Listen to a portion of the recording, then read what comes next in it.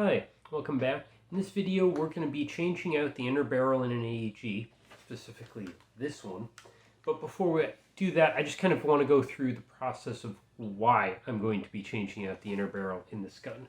And we'll also be doing a bunch of chrono tests with different weight BBs to see how it performs. In my area, we've got several different fields, and they all seem to have different rules about the minimum engagement distances and the FPS limits. So for example, at high ground airsoft, they don't allow anyone to play unless their airsoft gun is chronoing at under 350 feet per second with 0.2 gram BBs. So that's our first column here, CQB, 0.2 gram BBs, 350 FPS. Now, if you're using a heavier than 0.2 gram BB, what they do is they figure out how much energy that is. So for instance, that 350 with 0.2s is the equivalent of 1.13 joules of energy. And that's your limit. So then you work back from that. If you're running 2.5s, you're limited to 313 FPS. If you're running 0.3s, you're limited to under 285 FPS. Keep in mind, these are all maximum allowed numbers. If your gun's too hot, you just don't get to play. Now, if you go to some place like Tanks Airsoft or in Houston or Temple Airsoft up in Temple, their limit is 400. So 0.2 gram BBs, 400 FPS, which is 1.84 joules. You'll notice that's a significant increase. That's extra range. That's a faster travel time for your BB to hit your target. You definitely want to be closer to that limit, and that difference is pretty significant. And then if we work back into different weights BBs, that's 358 FPS with 2.5s or 327 FPS with 3.0s. Now, generally, you want to shoot something in the vicinity of a 2.5 to a 3 point something. The heavier the BBs are for the same energy, you generally will get longer range. For those of you who are familiar with long-range precision rifle shooting, basically, since we're stuck with a complete 6mm sphere and that you can't change, changing the weight effectively increases your ballistic coefficient and gets you better range. The BB retains the energy better as it travels, so it slows down slower. And other than extremely short distances, the heavier BBs will get to their target faster and even go farther. If you can afford it, shoot the heaviest BBs you can that your gun will use. Gun Gamers has a good video on this. I'll try to link it.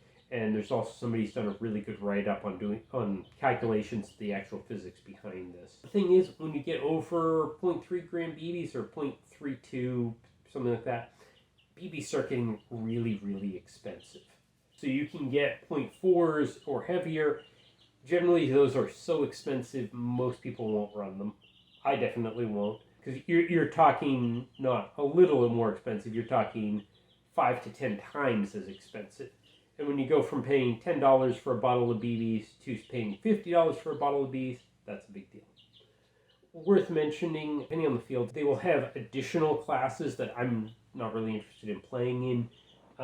Most will have a DMR or LMG class, which is at 450 FPS, which comes out to 1.87 joules. And then they have basically a bolt action class, the sniper rifle, which is 500 FPS with 0.2s, which is 2.31 joules. And since most of the guys shooting those will spend the money for the heavier weight BBs, that gets you, interestingly, with 0.4 down to 353 FPS, which I just kind of thought was an interesting symmetry, that your sniper rifles with their 0.4 and your CQB guns that are shooting the super light 0.2s actually are shooting the same FPS, roughly. It's just the significantly higher ballistic coefficient. It's also worth mentioning here that with these higher velocities, usually the field will have a minimum engagement distance. For Texas paintball, the CQB guns can shoot at point blank, so you can put your muzzle right next to somebody and pull the trigger, and you can use them for clearing rooms, that kind of thing. But the rifles, you're not allowed to shoot within 20 feet. And then LMGs are limited to 50 feet. Sniper rifles aren't allowed to shoot within 100 feet. So if you're in one of those classes, usually you want to carry a pistol. And they also have the additional stipulation that if you're in those classes, you're not allowed to shoot out of a building unless the gun is actually sticking out the window of the building. That's the main reason my rifle's currently set up for the CQB class. I like to be able to shoot out of buildings and be way back from the window so people can't easily see me in the building, and it tends to work well. Problem is when I go to another field, different rules, I want that higher energy for the extra range. Most airsoft guns aren't easily adjustable for your FPS. In the case of this one, in order to adjust the FPS normally,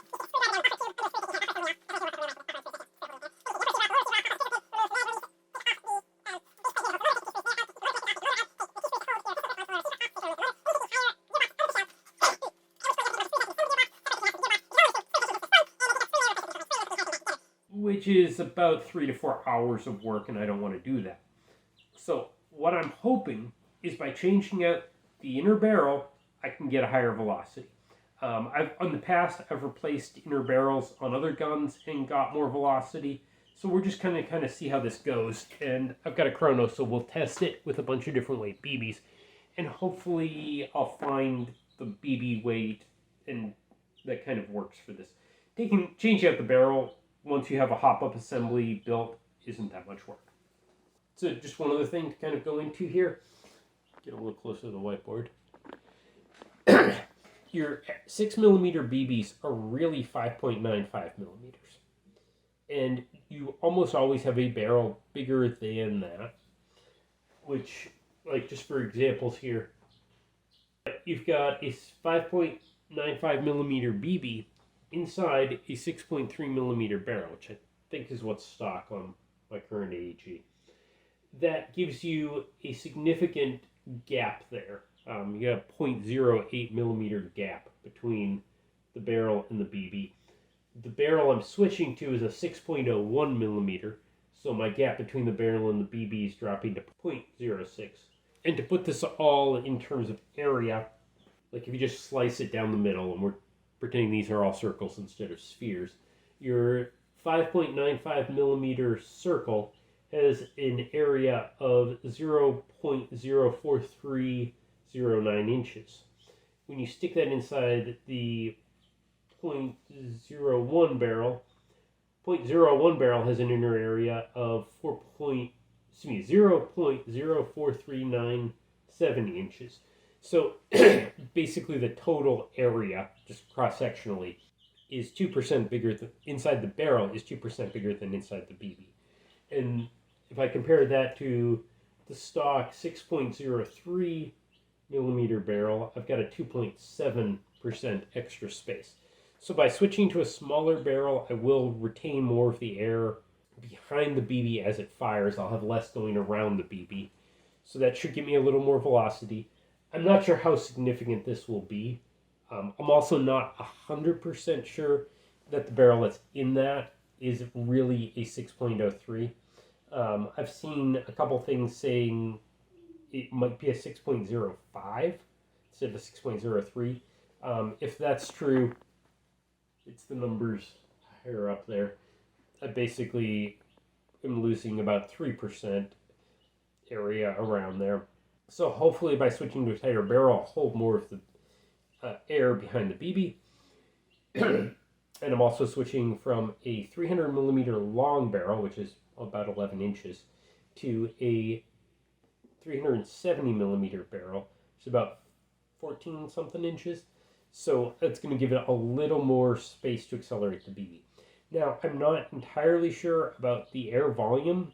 Like, is there going to be enough volume of air the way my gearbox is currently set up to fill that larger barrel? Or if there might be some suction at the end as it's pushing out and there just isn't enough air pressure or enough volume of air behind the BB. So let's switch them out and see how this all works. Okay, so here is the sort of stock barrel assembly. I added some Teflon tape around here to try to get a better air seal. I don't know if it made any difference. And wrapped electrical tape around the barrel to prevent the barrel from rattling inside the upper receiver. And this has a maple leaf MR hot bucking, which we'll talk about in another video. The barrel I'm switching to is a Action Army barrel. This is a 370 millimeter. It's advertised for an M4, but most M4s are a little longer. It's noticeably heavier. This is steel instead of brass. And we're going to use the same hop-up bucking and nub, same hop-up assembly. Now, annoyingly, this is a VFC hop-up unit. That's the hop-up unit I'm eventually going to use.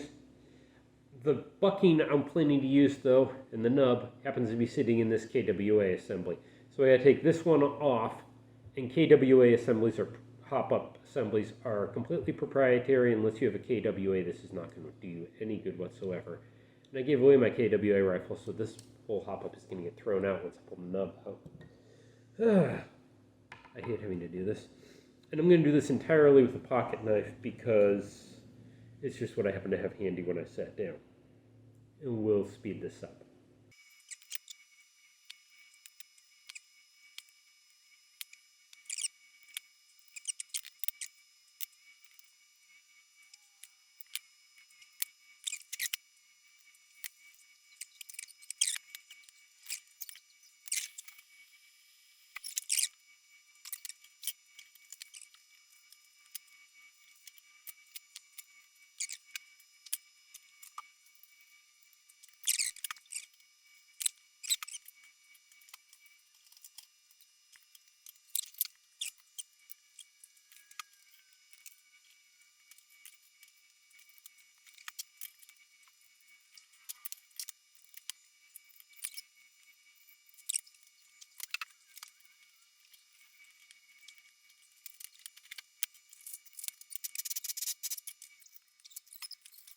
Okay, now it's built.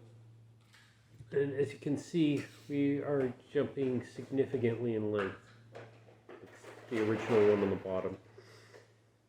And I'm going to wrap it in Teflon tape. I don't know if it makes any difference, but it can't hurt. And the same with electrical tape on the outside.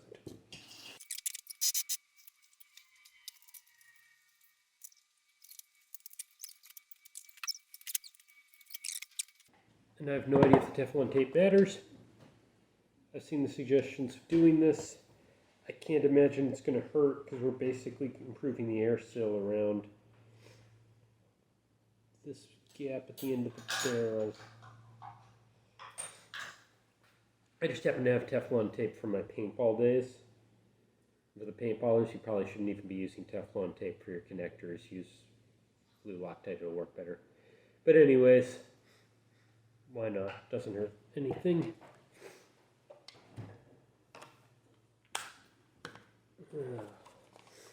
And I'm just going to wrap a little with, stick it in, see how it fits. It's already separated the upper receiver. How much wiggle room do we have in here? Quite a bit. Doesn't stick out the end, that's a good sign.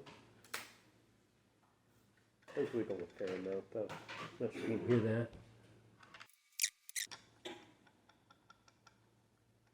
There's some wiggle in there. Let's see if we can do something about that wiggle.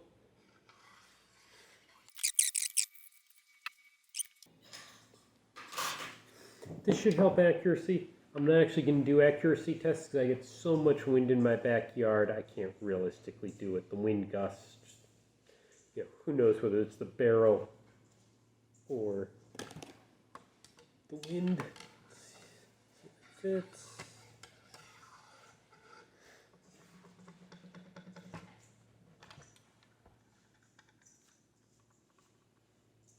Still wiggles much. Put another piece.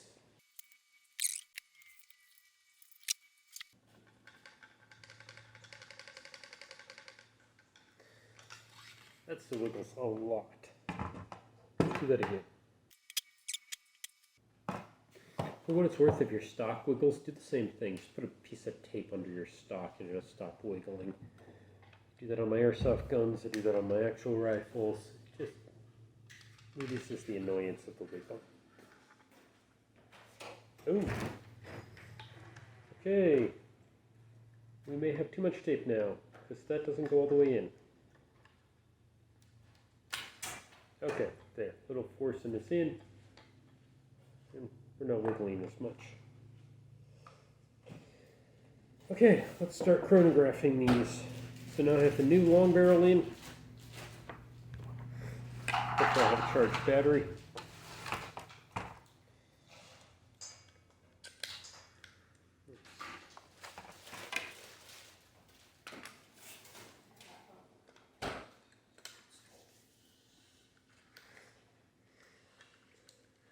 For those of you who aren't familiar with the AEG upper section, this is a little different from a real AR-15 upper. You'll notice the back takedown pin is still in, and it's just the front takedown pin that retains it. And the top piece slides over, and these little lips there, the black lips, you'll see, that actually fits into the back of the lower receiver where the buffer tube should attach.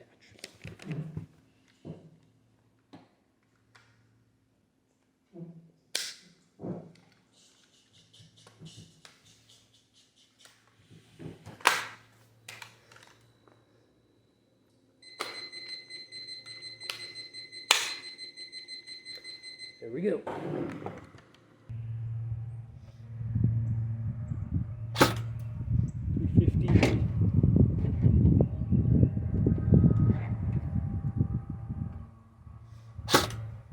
$349, $351, $353, $351.3, and we're out of BBs. So with the two O's in the new barrel, we're shooting about 350. Let's switch over to the two 5s. So that is just a hair over with the hop up all the way off. But you wouldn't actually play with the hop up all the way off, so we're good.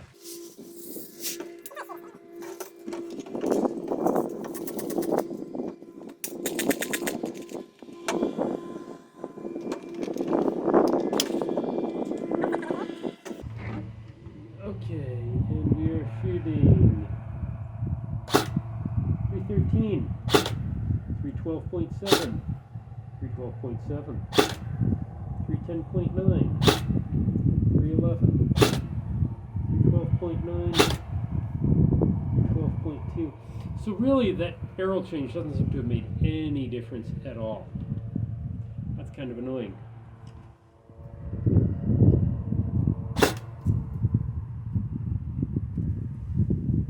With the cistern.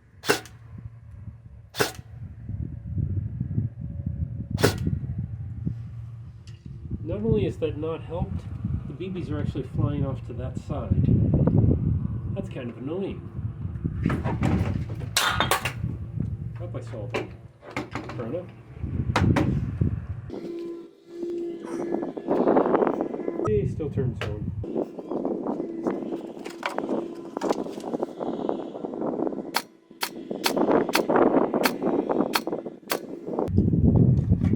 Okay, let's try the 0.30s.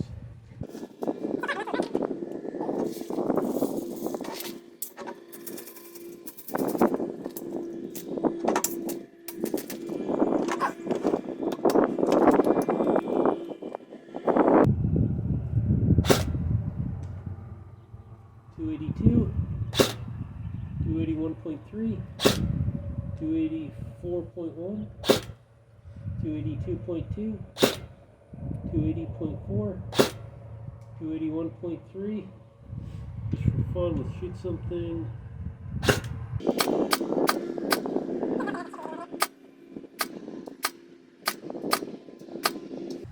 Yeah, this is like, I'm not sure, there's no way I could picture this on camera, but they're shifting over to the right, and that I'm basically a little over 100 feet to the tractor shed out there, and I'm guessing we're shifting by about 4 feet by the time the BBs get there. Let's just empty this and try the other barrel.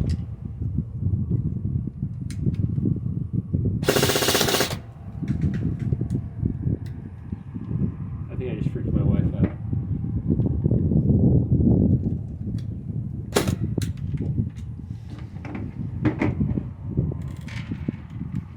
So So overall, not getting the results I was expecting so far, but let's switch barrels.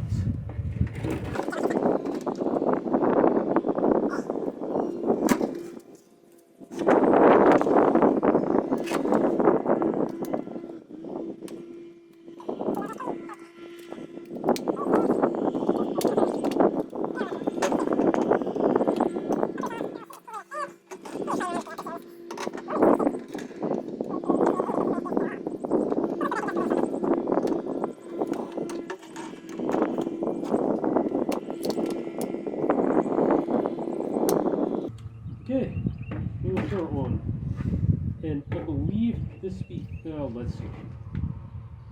Let's not make assumptions. There's one BB in the bottom of the speed loader and something in the mag. We'll start with the 3s and then go from there. Kind of going in the opposite order as before.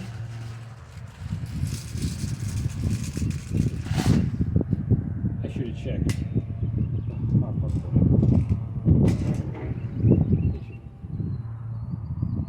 Yeah, that's pretty much completely pop up off.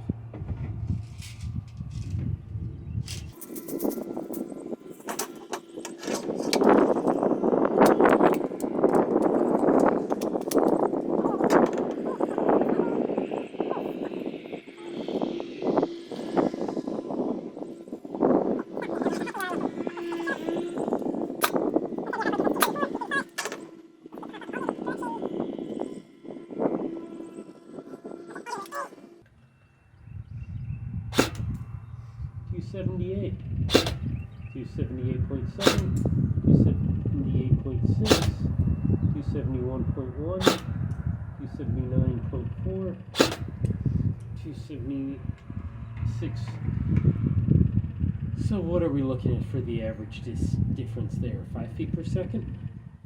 Okay, let's empty it.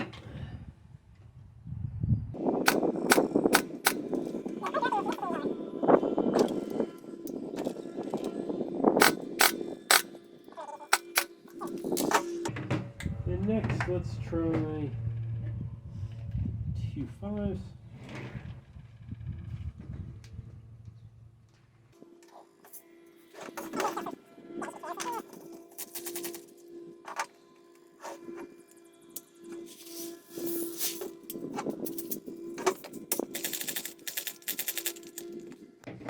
Okay, so now we're shooting the 2 5s in the original short little barrel.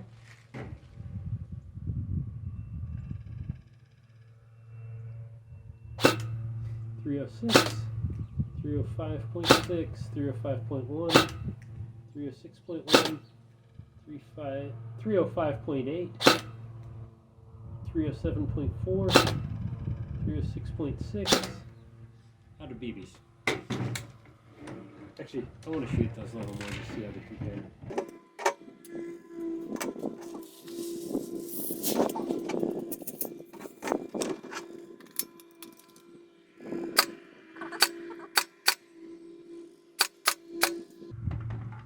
That was weird. Those occasionally double fed.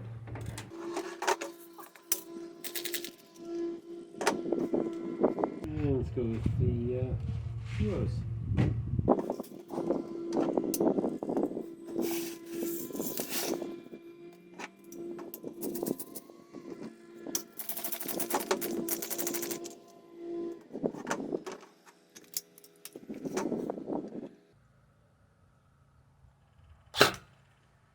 .338 even, 338.1, 339.5, 335.8, 334.9, 333 even, 336.8, 334 even, 332.1, 335.2.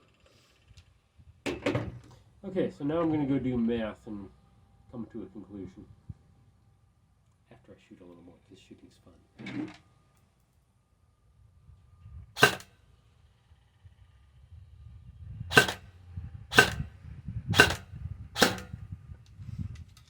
Okay. Now let's go do math. So after crunching the numbers, it's not what I was expecting, sort of. I've got a FPS gain across the board with the new barrel, but the gains were pretty minor. With the 0.2 gram BBs, we averaged a 15 FPS gain, and with both the 2.5s and the 3.0s, we got an average of 6 FPS gain. I'm not entirely sure what to think about that. You kind of end up with two different situations with jewel creep, where your energy level varies with the BB weight. One of them is what's frequently referred to as trying to throw a fastball with a feather. It just doesn't work. And occasionally you'll end up with such a large volume of air moving at its fixed speed that it doesn't matter what weight the BB is, you get the same velocity anyways because of the mass of the air. Neither of those seemed to happen. The energy was pretty consistent across the board. Just the one exception was we got more of a boost with the 0.2s than I was expecting. In terms of the standard deviation of the velocity, with both the 0.2s and with the 0.3s, the new barrel was significantly better. Oddly, with the 0.25s, with both barrels, were the most consistent BBs, and they were actually more consistent with the stock VFC barrel than with the new longer Action Army barrel. On the other hand, the 2.5s were a different brand of BBs. Those were some old Elite Force BBs that I've had kicking around for years. So that may be a quality issue over the years for the 2.5s. Definitely a big difference on the 3s and the 2s for the standard deviations. The 2.5s just weren't that much variation. So, and that was all with the hop up off. So I think I'm going to use the new barrel exclusively, mostly because it's just in the gun right now and I don't feel like switching them out. It is a little better. It's still, like, when you consider these are velocity maximums, and once you adjust the hop up, which will slow down the BB a little, we're still in that CQB range with the 3.0s and even the 2.5s, I believe. So I'm just going to use it and probably look at coming up with an excuse to buy a new bolt gun or an LMG. Something bigger with more range. Oh, before I forget, when you're watching the video of the actual testing, turns out I was using an old mag, which is now labeled bad, that wasn't necessarily feeding 100% consistently.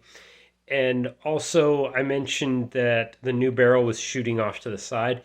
Turns out some of the electrical tape I was using as a spacer just had gummed up on one side of the inner barrel, and that caused the inner barrel to be pushed over to the side of the outer barrel instead of being centered.